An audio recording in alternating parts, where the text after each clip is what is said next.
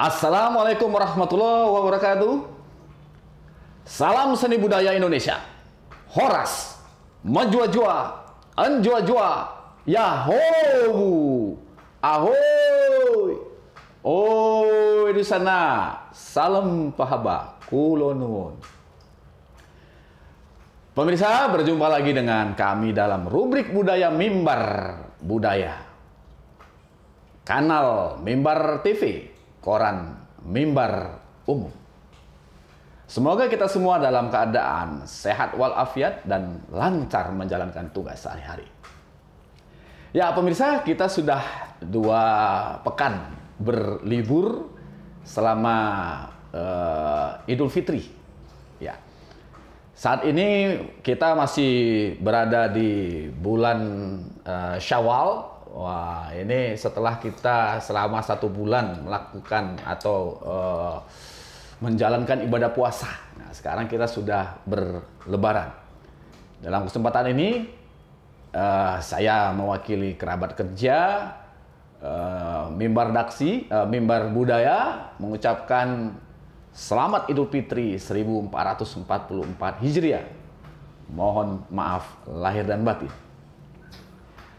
Ya, pemirsa, dalam 2 minggu bulan Syawal ini kita menerima berita baik ya, bahwasanya kemarin pada hari Kamis itu WHO, ya, Badan Organisasi Kesehatan Sedunia melakukan musyawarah di PBB, di Perserikatan Bangsa-Bangsa, bahwasanya alhamdulillah sekarang sudah diputuskan COVID sudah tidak ada lagi dan kita bisa melakukan aktivitas sebagaimana sebelum COVID muncul. Ya, dan ini sudah dilansir dalam beberapa media. Status darurat dicabut. WHO silakan hidup normal. Kata WHO, silakan hidup normal seperti sebelum COVID muncul. Ya, alhamdulillah. Ini merupakan berita baik bagi warga di seluruh dunia. Karena menurut data WHO bahwasanya dari pandemi COVID sejak tahun 2019 akhir sampai tahun 2022 itu ada sekitar 6,9 juta orang yang tewas, ya, yang tewas dalam kasus tertular COVID 2019. Wah, ini sesuatu yang sangat mencemaskan juga tempo hari. Jadi sekarang kita sudah bebas masker, sudah bisa berkumpul seperti sedia kala, begitu. Nah, kemudian pemirsa, kali ini dalam edisi perdana pasca Lebaran, kita mengundang guru besar Universitas Medan Area, yaitu Profesor Dr. Insinyur Haji Zulkarnain Lubis MS. Nah, selamat sore Prof. Selamat sore. Iya. Nah, Prof. Zulkarnain Lubis ini bagi Mimbar Umum bukan orang yang asing lagi, begitu. Sewaktu beliau menjabat rektor di Universitas Medan Area dan beliau di Fakultas Pertanian, itu kita sudah menjajaki kerjasama antara Mimbar Umum dan Universitas Medan Area. Dulu kita punya rubrik khusus, Prof. Ya, namanya Koran Masuk Desa. Ya, ya. Nah, ini kerjasama dengan Fakultas Pertanian. Ya. UMA ketika itu. Wah, saya masih ingat ketika itu. Dan ya, kerjasama itu terus berlanjut karena beliau pernah menjabat juga sebagai Ketua Umum Badan Musyawarah Cendekiawan Mandailing Natal, BMCMN. Beliau ketuanya, kemudian pemimpin redaksi Mimbar Umum Bapak Fauzi Lubis juga termasuk orang yang duduk di kepengurusan itu ketika itu. Nanti kita bisa bercerita-cerita tentang hal ini. Dan walaupun beliau ini S2-nya dari Malaysia, S3-nya Malaysia. S3 di Malaysia, S1 S2 di Bogor. di Institut Pertanian Bogor. Ya. Nah, kita akan berbicara kali ini tentang budaya, tentang seluk-beluk suku Siladang. Nah, pemirsa, mungkin kita baru mendengar kata Siladang, gitu. Mungkin kata Siladang ini masih belum populer, begitu. Nah, kita akan bertanya kepada Prof. Zulkarnain Lubis, ya, karena beliau adalah orang yang berasal dari Siladang itu sendiri. Bagaimana, Prof, sesungguhnya tentang Siladang itu? Saya ingin koreksi sedikit. Ya, saya bukan orang berasal dari Siladang. Oh iya. Cuman masa kecil saya di sana. Saya berasal dari Kayu Laut. Kayu Laut. Tanah Batot, tetangga dengan Pak Fauzi. Pak Fauzi.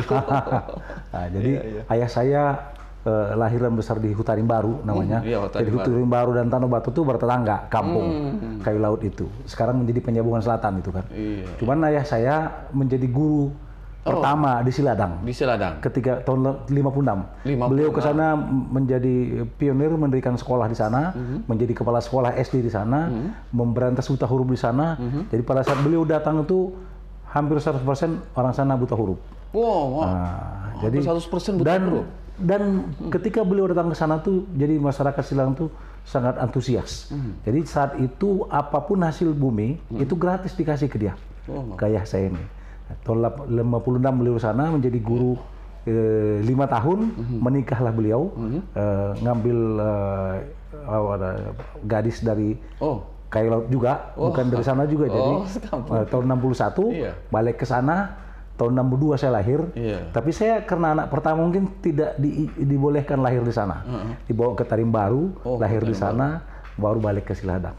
Jadi sejak lahir sampai dengan tamat SD, saya di sana. Jadi saya tahu persis bagaimana kehidupan di sana.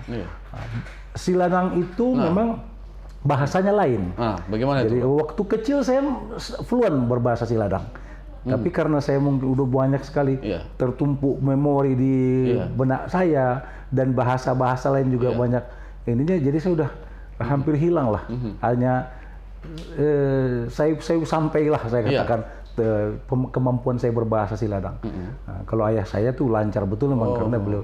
Jadi begitulah di sana itu, dan saat itu memang yang saya tahu di sana sangat terbelakang. Untuk keluar dari situ itu kan daerah terisolasi. Untuk ya? keluar dari situ jalan kaki 7 km. Jangan bayangkan ada listrik segala macam. Belum ada listrik. Nah, jadi saya mulai kecil saya dengan ayah saya itu kalau saya mau ke pasar di kota Penyambungan, saat itu masih ibu kota kecamatan kan, itu saya harus jalan kaki, jalan setapak 7 km melalui hutan dan padang belalang itu yang lebat, lembah-lembah juga yang lebat dengan banyaknya harimau liar, harimau liar, kerbau liar, itu mungkin masih banyak di hutan betulan. Jadi saya pun tak terbayang lagi sekarang karena udah bagus sih, udah aspal. Jadi kalau dikatakan Siladang itu terisolir, betul terisolir. Bahasanya pun beda. Jadi, ya. Siladang itu sebenarnya kalau saya kan bukan orang budaya. Ini kan pengalaman hidup aja nih kan. Siladang itu sebetulnya menurut saya dikatakan sebagai nama etnik mereka itulah Siladang. Jadi kampungnya bukan Siladang. Jadi ada yang orang Siladang itu yang menggunakan bahasa Siladang itu menempati 2 kampung, 2 desa sekarang. Satu namanya Aik Banir, satu Sipagapaga. Nah, Sipagapaga lebih dekat lagi sekarang ke Penyambungan. Jadi Sipagapaga itu paling jaraknya cuma 1,5 km dengan kantor bupati yang sekarang. Sedangkan Siladang sekitar 7 km. Dalam lagi. Ya, jadi dulu itu ada bisa mobil ke sana itu ketika saya kelas 5, kelas 6 SD mungkin loh. Tahun 70-an lah mungkin itu. 70-an baru terbuka di sana jalan, itu pun mobil sekali seminggu. Sekali seminggu. Jadi ayah saya sebagai guru lah yang harus menjadi sekaligus pedagang keperluan pedagang hasil bumi dan merangkap guru, itulah di sana saya dibesarkan. Itulah kondisi Siladang itu ya. sampai dengan SD saya di sekolah tempat ayah saya menjadi kepala sekolah, disitulah saya SD membaur dengan orang Siladang karena saya kan dari Tarim Baru tadi, ibu saya juga bukan dari sana, ayah saya juga bukan dari sana. Akhirnya udah adik ayah saya yang menikah dengan orang sana. Oh, ada juga yang menikah di situ. Adik saya yang ikut bersama kami itu yang menikah. Jadi bahasa Siladang itu berbeda jauh dengan bahasa Mandailing. Mirip bahasa Minang dan mirip-mirip dengan bahasa Morosiponge. Jadi saya ingat dulu apa contohnya bahasa yang paling pas, yang spesifik. Oh, saya bilang tadi celana. Celana dalam bahasa Minang kan selua. Nah, bahasa Siladang itu saver. Macam bahasa Jerman, bahasa Prancis itulah. Nah, itu dia. Belalang, bahasa Mandailing itu siapor. Bahasa Siladang itu sikape. Nah, kan ya itu contohnya. Ya. Mau kemana kau? Misalnya bahasa Indonesianya, kalau bahasa Mandailing, gitu dia ho. Kalau bahasa Siladang, kemana? Kamu heloko. Kamu itu kemana? Loko, oko, kau. Kamu heloko. Mau kemana kau? Nah, itulah contoh beberapa ini. Kamu heloko ali. Biasanya pakai ali itu kedekatan itu. Mau kemana kau? Kawan. Nah, gitu. Kawan. Kau kei. Ke bukit sana, bokek. Jadi bokek bukit. Itu. Bilang kelapa. Bahasa Indonesia, bahasa Mandailing kan arambir. Bahasa Indonesia nyiur. Bahasa Siladang nyil. Kan agak itu kan nyil. Mirip ke bahasa Indonesia. Macam-macam ke bahasa Indonesia. Iya, ke bahasa Minang. Iya, seperti yang saya katakan tadi. Jadi kalau panggilan untuk laki-laki itu orang Mandailing kan biasanya ucok. Ada lian satu lagi. Orang Mandailing kan lian kan. Jadi dalian, ucok jadi lian. Kalau orang Batak Utara, Toba segala macam itu kan ucok. Di Mandailing juga ucok. Untuk perempuan kan butet. Iya, butet. Nah, di Mandailing kan lagi taing. Taing ada di Taing itu dari taing itu dari tataring katanya kan. Tataring itu kan tempat masak. Kalau lian dalian. Jadi tergantung bagaimana gendernya kan. Dalian jadi lian, tataring jadi taing. Nah, orang Siladang manggilnya likan. Wah. Ho likan katanya. Ini untuk Solo kodabo katanya. Sinilah kau. Likan katanya. Nah, kalau untuk laki-laki likan, untuk perempuan saya lupa. Nah, itulah. Ada juga istilahnya tapi lupa saya. Bayangkan aja sudah hampir 50 tahun saya tinggalkan Siladang itu kan. Nah, itulah. Jadi uang, bahasa Mandailing kan epeng. Bahasa Minang pitih. Kalau sana pitis juga pitih juga sama. Pitih juga. Iya. Nah, ada lei pitihmu. Ada uangmu. Lei ada kan ya. Jadi kalau bilang istri Andaumoh itu orang rumah sebetulnya kan. Orang rumah berarti yang di rumah. Anda rumah yang di rumah. Orang rumah lah itu kan. Jadi andaumoh.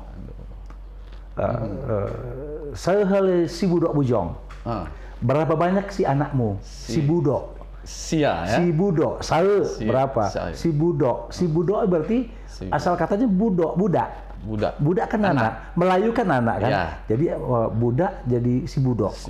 Jadi ada kemiripan si budok. Si budok si hei kata. Anak siapa itu? Nah, itulah contoh dialek bahasa Siladang itu. Iya. Jadi memang unik ini. Nah, lihat dari perkembangan kosakata tadi ya, Prof ya. Ada menyerupai kosakata Minang, kemudian nyaris memang hampir berbeda dengan kosakata Mandailingnya, gitu ya. Malah lebih dekat ke sana. Nah, apakah memang entitas kalau kita sebut dengan suku ya, suku Siladang ini atau memang lebih dekat ke arah Minangkabau atau bagaimana, Prof? Saya pun tak tahu persis. Saya kan seperti bilang tadi hanya pengalaman hidup di sana. Tapi katanya itu pelarian kalah perang. Dari apakah masa Padri atau Pagaruyung? peperangan di Minangkabau itu? Saya pikir peperangan di Mandailing itu karena Mandailing ya. Iya, karena mereka punya marga. Marganya Lubis sama Nasution, jadi bukan orang Minang. Saya nggak tahu apakah itu perlu dikaji lagi balik. Apakah mereka karena ingin tidak mau bergabung dengan Mandailing atau ingin memisahkan diri sehingga pakai bahasa sendiri, sehingga seperti itu saya pun nggak tahu. Tapi yang jelas mereka tuh pelarian kalah perang. Nah, pengalihan dari perang, perang dari Mandailing itu lari ke hutan. Itulah makanya saya nggak tahu. Mereka buat komunitas sendiri di sana. Ya, karena agamanya pun Islam. Nah, Islam pula. Agamanya Islam, marganya Lubis sama Nasution. Itu dia. Begitu ya. Sejak awal mereka beragama Islam ya. Beragama Islam. Jadi saya datang ke sana dengan orang tua saya ada di sana, mereka Islam. Walaupun saat itu pengamalan agama Islam tuh masih sangat banyak pengaruh, artinya tidak dalam Islam yang sebenar lah gitu kan. Jadi banyak aspek pengaruh purbanya masih banyak ada ya. Pengaruh animismenya ya. Contoh-contohnya orang sering untuk mengobati penyakit itu dengan bawa mengumpulkan daun-daun dan segala macam, bawa ke kuburan, didoakan di kuburan itu dibawa diminumkan. Nah, itu contohnya. Jadi banyak sekali kepercayaan masyarakat setempat saat itu ya. Saya nggak cerita sekarang nih kan. Saat itu kepercayaan masyarakat yang masih dipengaruhi oleh seperti itu. Jadi orang pertama, jadi ayah saya lah yang membuka itu semua, terbuka mata mereka. Akhirnya mereka yang awalnya sangat tidak peduli dengan duit, tidak tahu alat ukur duit itu. Artinya bukan tidak tahu ya, artinya tidak ngeh lah gitu tentang duit. Yang tahu mereka tuh barang kan gitu kan ya. Tapi karena mereka dicerdaskan, diajari diajari tulis baca, diajari menghitung, akhirnya mereka cerdas, mereka tahu, dan mereka menjadi mata duitan. Mereka menjadi mata duitan. Itu yang saya lihat. Dan yang tadinya ketulusan keikhlasan memberikan apapun ke ayah saya, pada akhirnya kan hilang itu, semua dinilai dengan duit, dan kecurigaan tinggi jadinya, jangan orang ini mau nipu saya. Nah, jadi begitu yang saya lihat. Orang pertama yang terdidik, yang berhasil sampai ke Medan ini, yang didikan ayah saya, kalau ingat adalah almarhum Nanyamuddin Nasution, anggota DPRD DP3. Mantan ya. Nah, itulah dia orang pertama yang dan dalam waktu yang sangat lama dialah satu-satunya itu kan menjadi orang dari Siladang yang terdidik. Dari Siladang ya. Berikutnya ada adiknya. Jadi hanya itu. Dan dulu kenapa dia bisa itu? Dia kan sekolah ke Purbabaru, tamat di Purbabaru, rupanya agak menonjol kemampuannya, kecerdasannya, dididik dia menjadi oleh Mustafawiyah, akhirnya masuk ke partai dulu kan P3 segala macam, akhirnya itulah yang mengangkat dia menjadi anggota DPRD di Medan, kawin dengan dapil sana ya. Kawin dengan orang di luar Siladang. Saya pikir saat itu sepanjang yang saya ketahui, dialah orang pertama dari orang Siladang yang kawin dengan orang di luar Siladang. Berarti sebelumnya Siladang dengan Siladang? Siladang dan Siladang, setahu saya itu. Ya, jadi bang, itu terisolir. Dan itu sesama mereka sendiri berkembang di penggabungan saat itu kalau ada orang bilang orang Siladang, itu berarti penghinaan luar biasa. Artinya dan saya pikir saya lah yang selalu dibully waktu SMP sebagai orang Siladang. Karena sering ke Siladang. Karena tinggal di sana dengan ayah saya. Ayah saya bawa saya. Jadi sampai dengan sekarang kalau ada bercanda kawan-kawan saya dulu orang Siladang masih gitu kayaknya. Tapi kalau di SMP memang betul orang Siladang. Seolah-olah orang Siladang itu menjadi orang terisolir, sangat terhina. Jadi kalau orang jalan di pasar Penyambungan itu dulu, kalau orang Siladang itu jalan berbaris macam bebek. Jadi mestinya bisa bergandengan, berbaris. Karena kenapa? Kebiasaan jalan tuh jalan kecil, jalan setapak kan.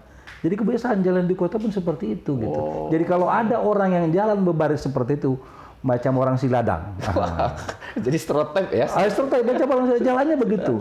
Nah, itu dia mengenai kehidupan di sana. Jadi saya bukan karena ayah saya, makanya saya mengatakan orang yang berperan besar mencerdaskan orang Siladang itu ayah saya. Itu dia. Jadi memang ada yang mengatakan suku Siladang ini mirip seperti suku Kubu gitu seperti suku terasing. Ada yang mengatakan mirip seperti itu ya. Karena mereka hidup di pedalaman di sana dan tidak menerima modernisasi ya. Sebetulnya mereka itu bukan tidak mau, tidak ada akses untuk mendapatkan modernisasi. Tidak ada akses ya. Jadi makanya saya bilang begitu ayah saya di sana, akses itu terbuka. Jadi akhirnya belakangan sekarang ini orang Siladang sudah bergaul dengan orang Mandailing. Lama-lama saya bilang bahasa Siladang akan punah dan suku Mandailing, suku Siladang akan hilang. Nah ini jadi ancaman baru lagi bagi orang Siladang ketika dia sudah berapa dengan orang-orang Mandailing. Karena perasaan terhinakan sebagai orang Siladang itu, menurut saya, menurut saya mereka sudah nggak mau lagi mengaku sebagai orang Siladang. Makanya sudah tak mau lagi berbahasa Siladang. Wah, ini terancam punah di suku Makanya sudah saya pernah tulis di Waspada sedikit ya kan? Saya pernah tulis di Waspada beberapa tahun, puluhan tahun, belasan tahun yang lalu, bahasa Siladang terancam punah. Faktanya begitu. Jadi apalagi jarak yang begitu dekat antara yang Siladang, Aik Bandir dan Sipaka-Paka tadi dengan kantor bupati sekalipun, pusatnya Mandailing Natal gitu. Dan di Sipaga-Paga itu sekarang udah tinggal orang yang bukan Siladang. Udah perumahan di situ. Wah, udah orang Cemara Madinah yang dibangun oleh almarhum Haji Hanif itu bersebelahan dengan kampung desa Sipaga-Paga. Penjara Mandailing Natal itu di jalan ke Sipaga-Paga. Jadi Sipaga-Paga itu saya pikir sekarang yang berbahasa, saya nggak tahu, mudah-mudahan ada yang bisa mengkaji. Entah berapa persen lagi orang di Sipaga-Paga itu yang masih berbahasa Siladang. Karena orang yang bukan orang Siladang pun sudah. Kalau dulu zaman saya hampir 100% orang yang tinggal di sana orang orang Siladang itu. Jadi orang luar yang pandai berbahasa Siladang, yang di luar orang Siladang, yang mungkin kami lah. Orang pertama yang itu bisa menyesuaikan kami karena tinggal di sana, karena kami besar di sana gitu kan, mungkin kami lah baru anak guru. Jadi ketika Ayah Sarul jadi kepala sekolah di sana itu dia ada guru belakangan di tempat kali sana beberapa guru lajang-lajang tinggal di rumah kami. Itu menjadi anak dan dari ayah dan ibu saya lah. Tapi mereka nggak betah. Setahun 2 tahun pindah, setahun 2 tahun pindah. Ayah saya di sana sampai 17 tahun. Nah itu mata pencariannya apa ya dari dulu sampai sekarang ya? Karena mereka di wilayah hutan sana itu. Sampai dengan sekarang itu ada sedikit pergeseran mata pencarian menurut saya. Kalau dulu ciri khasnya itu mata pencariannya pertama maragat. Dan sekarang istilah yang jadi penghasil gula merah utama di Mandailing Natal, terutama Siladang. Orang Iqbal itu maragat. Yang kedua dulu itu seingat saya waktu masa dulu sekarang udah nggak lagi nih mungkin nih. Tali ijo. Tali ijo itu tali dipintal oleh mereka dari ijo. Itu ciri khas juga itu. Tapi itu sekarang saya lihat mungkin udah hilang itu. Padahal itu bisa menjadi cenderamata ya. Bisa bernilai ekonomi itu kan.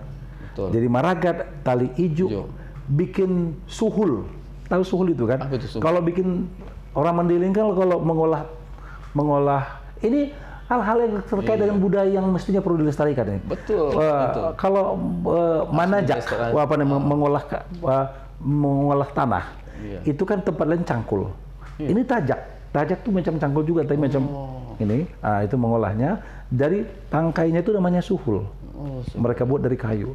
Orang Siladang itu fisiknya kuat. Nah itu ya. Sangat kuat. Karena alamnya itu. Jadi mereka bisa ke gunung segala macam dan luar biasa. Nah berbeda dengan saya waktu kecil dari pohon ke pohon mereka. Kawan-kawan sangkatan saya juga dengan saya beda. Saya fisiknya nggak sekut mereka. Melempar sangat jauh, berlari sangat kuat, segala macam. Pokoknya fisiknya kuat. Jadi mereka juga ya dari alam ya, termasuk maragat tadi, ijo, suhul. Nah kemudian keterampilan seperti mengandalkan keterampilan turun temurun. Dan memanfaatkan alam. Ya, karena zaman itu hutan masih seperti itu. Nah, kalau begitu, Prof. Satu lagi Pak, menderes ya, satu lagi. Yang menderes tadi ya. Nah, untuk menyelamatkan tadi soal bahasa, kemudian kebudayaan suku Siladang. Karena apabila ini hilang, maka peradaban Siladang hilang. Nah, bagaimanalah kita untuk menyelamatkan ini?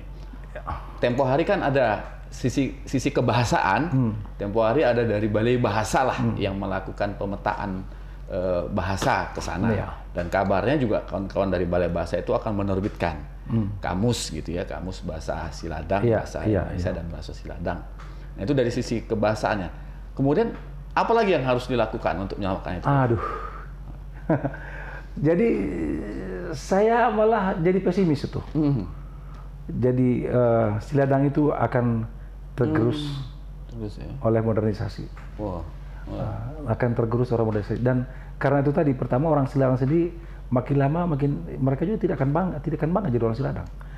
Karena kalau masa kecil dibully terus-terusan kan.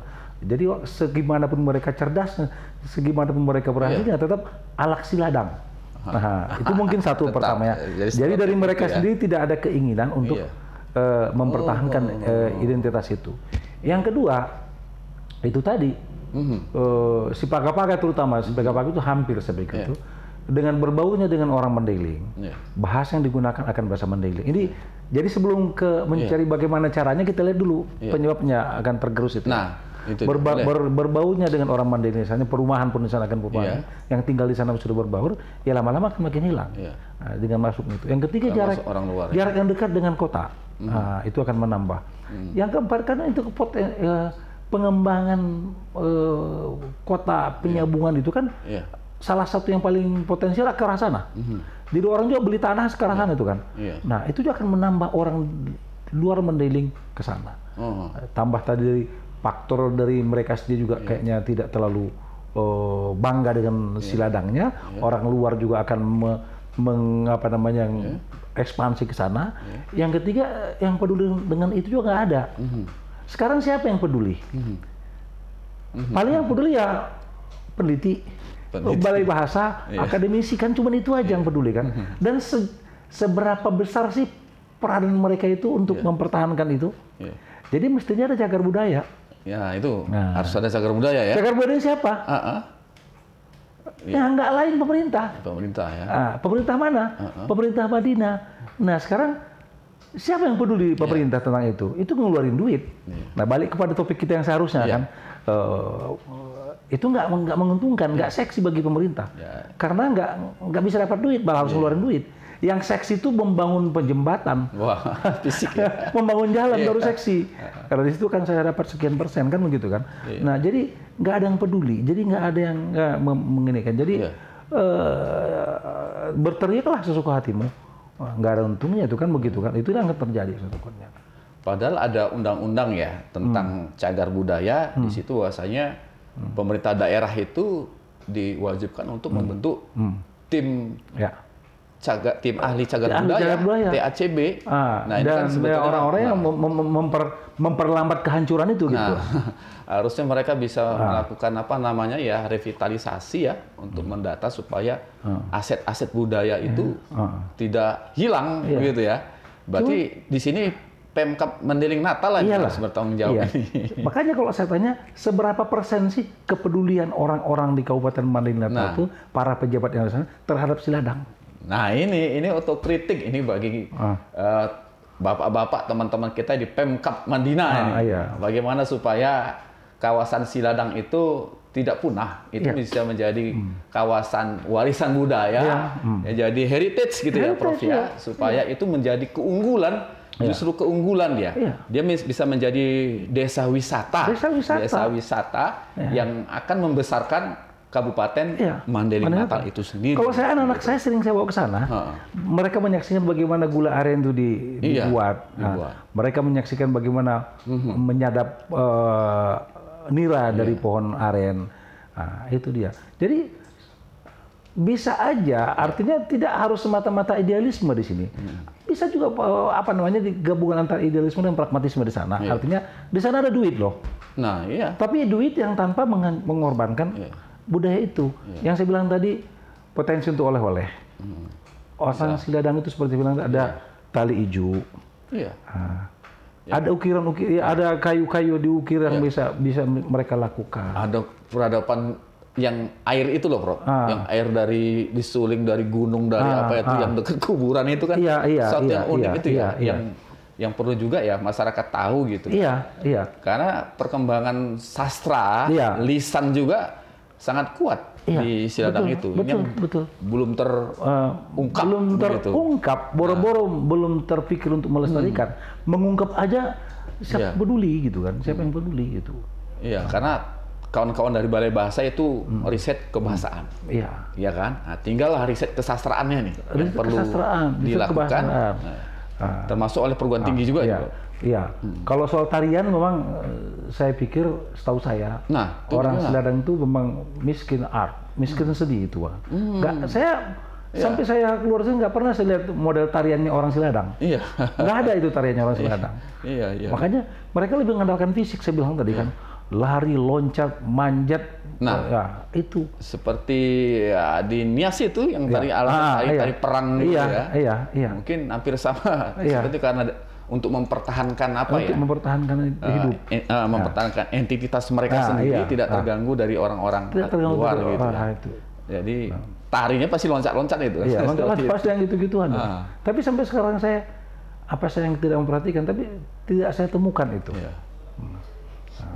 Juga mungkin sesuai dengan Undang-Undang Nomor 5 tentang Pemajuan Kebudayaan, Prof. Memang ini menjadi tugas negara dalam hal ini adalah pemerintah yang berkuasa di daerah itu. Apakah di Pemda kabupaten atau provinsi atau nasional ini untuk juga melestarikan, Prof. Permainan, bentuk-bentuk permainan tradisionalnya, kebahasaannya. Kemudian sisi yang lain-lain dari sana itu yang perlu dikemas kembali. Sepertinya memang perlu ada revitalisasi budaya. Revitalisasi budaya Siladang. Nah, Siladang gitu. Jadi Prof bisa menghimbau juga lah nanti kepada masyarakat dan pemerintah setempat Prof, nanti, Prof. Jadi saya pikir itu dia menghimbaunya sih kepada orang Siladang, banggalah sebagai orang Siladang. Pertahankanlah, lestarikanlah apa yang dimiliki itu.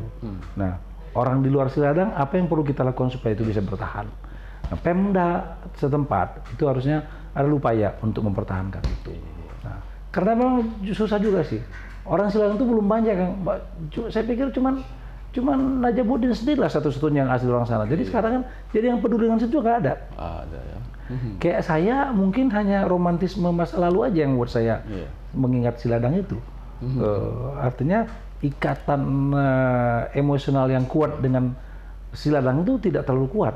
Sekarang yang buat kuat satu-satunya itu adalah udah saya kawin orang sana kan, itu aja satu lagi kan.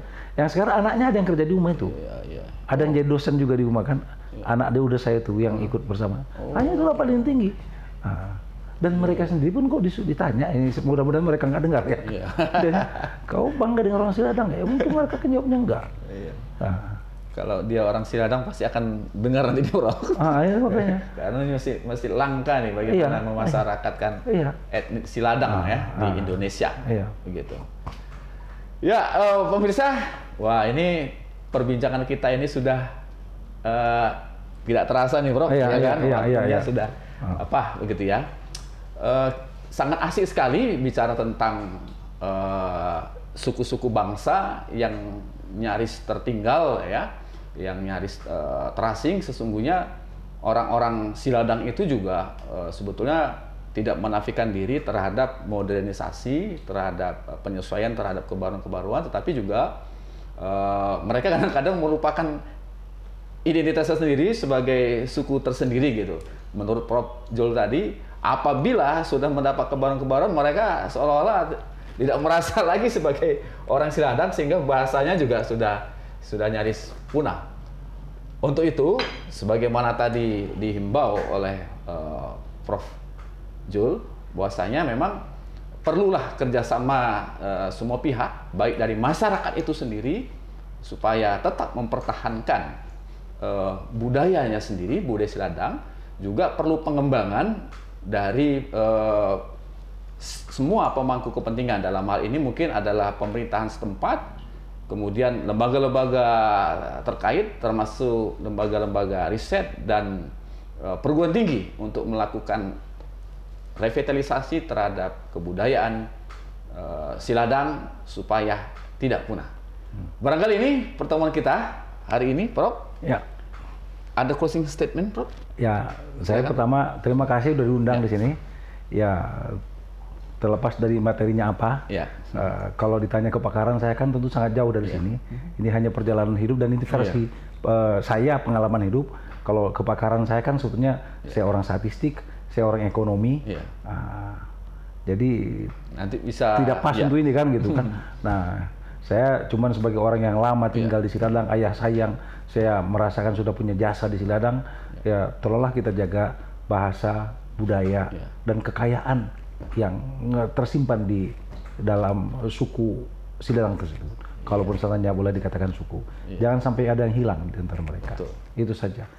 Ya, Prof. Jadi nanti kapan-kapan kita bisa diskusi lagi di bidang yang lebih umum tadi, di bidang riset, di bidang data statistik. Gitu. Tadi saya melihat data statistik indeks korupsi gitu ya. Nah, ini yang mengalami luar biasa, Prof. Dari masyarakat transparansi internasional tentang IPK kita, indeks korupsi kita terendah. Gitu. Nah, demikian pemirsa pada edisi kali ini. Nah, edisi ke-52. Wah, ini sudah 52 pekan. Pas setahun ya. Wah, sudah pas tahun, Prof. Iya, 52 edisi dalam Mimbar Budaya. Tentu masih memiliki berbagai macam kekurangan-kurangan. Untuk itu saran-saran kami perlukan dari pemirsa demi peningkatan kualitas acara Mimbar Budaya, Mimbar TV, Koran Mimbar Umum ini. Kerabat kerja Mimbar Budaya mengucapkan terima kasih. Pemimpin Umum Bapak Muhammad Asbi Al-Faus Lubis, penanggung jawab Bapak Jalaluddin, pemimpin redaksi Bapak Ngatirin, teknisi Jaim Jagi Sanjaya dan Rizky, serta saya sendiri selaku pembawa acara Suya Disan mengucapkan terima kasih kepada pemirsa semua dan kepada Prof atas kehadiran pada kali ini. Salam seni budaya Indonesia. Horas, Majojua, Enjua-jua, ahoy, yaho, oh di sana, salam pehaba, kulon nuhun. Assalamualaikum warahmatullahi wabarakatuh.